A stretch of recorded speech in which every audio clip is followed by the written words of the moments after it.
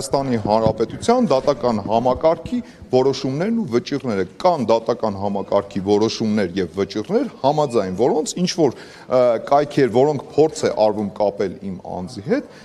դատարանի որոշմամբ այդ կայքերը ինձ հետ կապ չունեն։ Իսկ ինչպես եք վերաբերում են անձանց, ովքեր ֆեյքերի միջոցով ինչ որ բան են մարդկանց ասում, վիրավորում են, ընտանիք են ներխուժում, այդ ֆեյքեր պահողները ինչպիսի անձինք են, ինչ գնահատական կտակ։ Եկեք ազնիվ լինենք, ես ինքս անձամբ բազմաթիվ անգամ ֆեյքային գրողների զոհ եմ դարձել եւ միանշանակ ես կողմ եմ նրան, որ երբ որ մարդիկ դիմացինին ինչ որ բան են ցանկանում ասել, դա պետք է անեն բացառապես իրենց դեմքով եւ իհարկե կոռեկտության սահմաններում։ Ձեր երեխայի ծնունդի հետ կապված շնորհավորանքը դարձավ այսպես քաղաքական նաեւ քննարկման թեմա։ Դրան ինչպես եք վերաբերում։ Արդյոք դա չի գալիս նաեւ ձեր այս տարիների գործունեությունից, արդյոք չի գալիս նաեւ նրանից, որ կրկնեմ, ձեզ կապում են մարդկանց երեխաներին թիրախավորելու հետ, մարդկանց կանանց թիրախավորելու հետ։ Իսկ դուք երբևիցե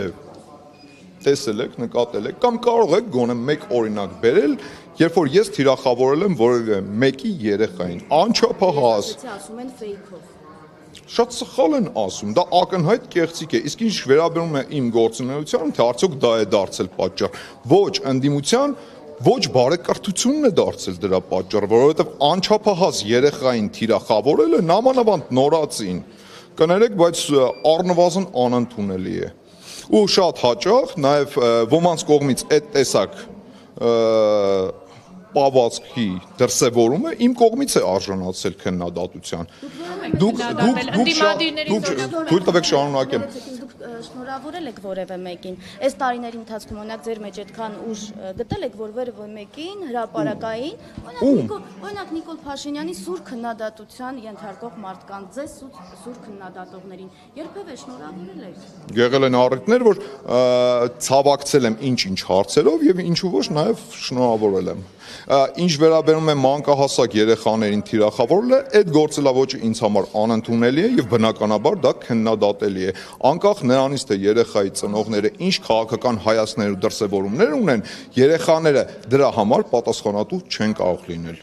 Պարոն Շահյան, ձեր եւ Արայիկ Հարությունյանի հարաբերությունները վերջին շրջանում ինչպիսին են եղել, որովհետեւ կան խոսակցություններ, որ լարվել էին եւ մասնավորապես հրաժեշտի ժամանակ Արայիկ Հարությունյանին դուք ներկա չէիք, համենայն դեպս տեսանյութերում չկար, նաեւ այն վերջին լուսանկարում դուք չկայիք, երբ Արայիկ Հարությունյանը հրապարակել էր կառավարության աշխատակազմը, այդտեղ։ Իմ եւ Արայիկ Հարությունյանի հարաբերությունները բավականին լավ են։ Մեր հարաբերություններում ոչ մի բան չի փոխվել։ 5 տարիների ընթացքում մենք շատ կառուցողական աշխատանք ենք ունեցել իրար հետ եւ այդ աշխատանքը ես ավելի քան վստահ եմ, որ մենք շարունակելու ենք ազգային ժողովում որպես ազգային ժողովի падգամավոր։ Իսկ ինչ վերաբերում է իմ այդ լուսանկարում ներկա գտնվել չգտնվելուն, ինչպես նկատեց հարգելի գործընկերը, ես որդի էի ունեցել նորածին եւ զբաղված էի այդ հարցերով։ Խունքի վարչապետի աշխատակազմից դուրս եկաք եւ Արայիկ Հարությունյանը եւ դուք տեղափոխվեցիք։ Եկեք մի պարզ բան հասկանանք։ Արդյոք որևէ տեղ թերացել էիք, որպեսզի որ տեղափոխվեցիք այստեղ։ Արդյոք թերացել ենք թե չէ, գիտեք այդ հարցին ես զերծ կմնամ պատասխանելուց, այդ հարցի պատասխանը կարծում եմ պետք է տա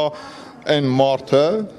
այն քաղաքական առաջնորդը, ով այդ պաշտոնը վստահել էր մեզ, իսկ ինչ վերաբերում է ինչի վերցրեցինք падգամավորական մանդատը, շատ պարզ պատճառով, որովհետև падգամավորական մանդատը մեզ տրվել է ժողովրդի լեգիտիմ ընտրությունների արդյունքում, եւ ես այդ ամենի կողմնակիցն եմ, որ ժողովրդի լեգիտիմ ընտրությունների արդյունքում տրված քաղաքական այդ մանդատը պետք է վերցնել եւ տեր կանգնել դրան։ Ակնկալիքներ ունեք նոր մեկնարկած նստաշրջանից եւ ինչ ակնկալիքներս հետեւյալն են, որ ես միտված եմ նրան, որ կառուցողական աշխատանք կլինի ընդդիմության եւ քաղաքացիական պայմանագիր խմբակցության միջև, համենայն դեպս միտումս դրան է եւ բնականաբար պետք է լինեն քննադատություններ եւ ինչը ոչ նաեւ բանավեճեր, բայց հուսով եմ դրանք կլինեն բարեկրթության սահմաններում միայն որ ծափերի մասին է խոսքը։ Ոչ միայն Էդգար Ղազարյան, ընդդիմության իսկ հնչում էին, շատ լավ իշխանությունը ծափահարում էր, ծափերը Իսկ դրան զուգահեռ ինչի չնկատեցիք, որ երբ որ հնչում էին քաղաքացիական պայմանագիր խմբակցության ընտրված падգամավորների անունները, նույն ընդդիմությունից եւ ոչ մեկ չէր ծափահարում։ Կարգով ասում են նման բան չկա։ Ընդդիմության падգամավորները նույնիսկ ոտքի չէին կանգնում, երբ որ իրենց անուններն էին հնչում։ Բա դրա մասին ինչի չեք խոսում։ Հետ կապված փաստացի падգամավորը հիմա չի կարողանում, հա, հավանություն չի, նոր խորհրդարանը հավանություն չի արժանացրել, դատախազը չի եկել եւ այլն, բայց այդ մարդը չի կարողանում իր Հարգելիներս Արտուր Սարգսյանը անցնում է քրեական գործով ու դրա գիտեք ինչ կա քրեական գործով անցնող մարդը պետք բնականաբար անցնելու է ինչ-ինչ process-ներ ու դա նորմալ process է, որ այս դեպքում օքեյ կա, բայց դրա վճիռը ես չեմ տալու, դա տալու է դատարանը, դա տալու է քննիչը։ Դրա պատասխանատուն ես չեմ։ Դե կներեք էլի ես չեմ մեղավոր, որ Արտուր Սարգսյանը անցնում է քրեական գործով։ Կներեք։ Պարոն Չախյան, քանի որ դուք նաև մարզ եք ներկայացնում, մասնավորապես Շիրակի մարզը, ինչ եք անելու, ինչ փոփոխություններ եք բերելու Շիրակի մարզին եւ մասնավորապես Արթիկ համայնքին, չգիտեմ, դուք նկատած կլինեք թե չէ, բավականին ոչ բարվոք վիճակում է գտնվում Արթիկի կենտրոնական հրապարակը քաղաքապետարանին կից, որի քաղաքապետը ձեր քաղաքական թիմի ներկայացուցիչ Անանիկ Ոսկանյանն։ Ես եթե չեմ սխալվում,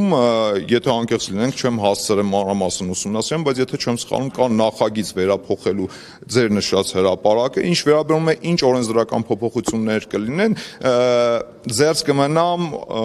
դեռ պատասխանելուց, ընթացքում կհասկանանք արդեն ինչ օրենսդրական փոփոխություններով կարելի է հանդես գալ։ Պարոն Չախյան, քանի որ դուք Գյումրիում արտահերտ ընտրություններ այնուամենայնիվ լինելու են, թե այդ մտքից իշխանությունը հետք է կանգնել։ Գյումրիում կա խնդիր, դա միանշանակ է, որ այդ խնդիրը պետք է լուծվի, դա էլ է միանշանակ։ Պայմանավորվել եք Արթիկի դեպքում չեք տեսնում, Այսինքն, որովհետև կներեք, բայց իսկ դուք նախագծերը Արթիկի դեպքում տեսնում եք այն հսկայական փոփոխությունները, որոնք տեղի են ունեցել։ Օրինակ տասնամյակներով նախկինների ժամանակվանից սկսած փողոցները, որոնք ասֆալտապատված չեն, շարունակում են ոչ ասֆալտապատված, կամ լավ, դա չի մտնում որևէ ծրագրի մեջ, Արթիկի կենտրոնական հրապարակում նստարանները մասնատված վիճակում են, որտեղ որևէ մեկը չի կարող։ Եկեք մի պարզ բան հասկանանք, որ գիտեք ինչ կա, այն որ 30 տարիների ընթացքում ոչ մի աշխատանք չի արվել ու այսօր մեղադրել իշխանությանը, թե ինչի եկել եք իշխանության ու միանգամից բոլոր հարցերը չեք լուծում, կներեք, բայց դա անարդար է։ Իսկ նույն Արթիկում, նույն Գյումրիում ինչքան հարցեր են լուծվել։ Նույն Արթիկում քանի մանկապարտեզ է կառուցվել։ Ինչի դրա մասին չենք խոսում։ Հիմա եկեք հասկանանք, առաջնահերթ խնդիրներ կան։ Կառուցեցինք մանկապարտեզները, ինչքան գիտեմ հիվանդանոցը հիմնանորոգվել է, չէ՞, եթե չեմ սխալվում։ Նորն է կառուցվում, նոր դպրոց է կառուցվում։ Բավականին է ձեզ ասեմ եղել։ Շատ լավ, նախկիններից որ մեկի օրոք է Արթիկ քաղաքում դպրոց կառուցվել։ Խնդրում եմ ասեք ու որ դպրոցը։ Խնդրում եմ ասեք։ Հիմնանորոգվել է նոր կյանքի միջնակարգ դպրոցը, որտեղ ես Արթիկի մասին է խոսքը։ Ես Արթիկի դպրոցում սովորել եմ։ Նոր կյանքը գտնվում է Արթիկի համայնքում։ Հիմնանորոգվել է, բայց չի կառուցվել։ Արթիկում հենց հիմա դպրոց է կառուցվում։ Արթիկում հենց հիմա դպրոց է կառուցվում։ Նախկիններից որ մեկի օրոք է Արթիկում դպրոց կառուցվել։ Գիտեք ինչի չեք հիշում։ Մի պարզ պատճառը, որովհետև ոչ մեկի օրոք դպրոց չի կառուցվել։ Բայց եղան հրապարակումներ, որ Վարդան Ղուկասյանի հետ կարծես թե իշխանությունը պայմանավորվածության է եկել։ Այս մասով ինչ կարող եք ասել։ Անլուրջ է, առնվազն անլուրջ է։ Ես գիտեք ինչ կա, առնվազն պետք է միամիտ լինել հավատալու նրան, որ իշխանությունը կարող է գնալ ինչ-որ ստվերային պայմանավորվածությունների կոռուպցիոներ Վարդանիկի հետ։ Կներեք, բայց դա անլուրջ է, էլի։ Այսինքն ընտրությունների թեման դեռ ձեզ համար ակտուալ է իշխանությունը։ Իհարկե ակտուալ է։ Գյումրիում կա խնդիր եւ այդ խնդրին պետք է լուծում գտնել։ Միանշանակ է դա։ Պարոն Չախյան, քանի որ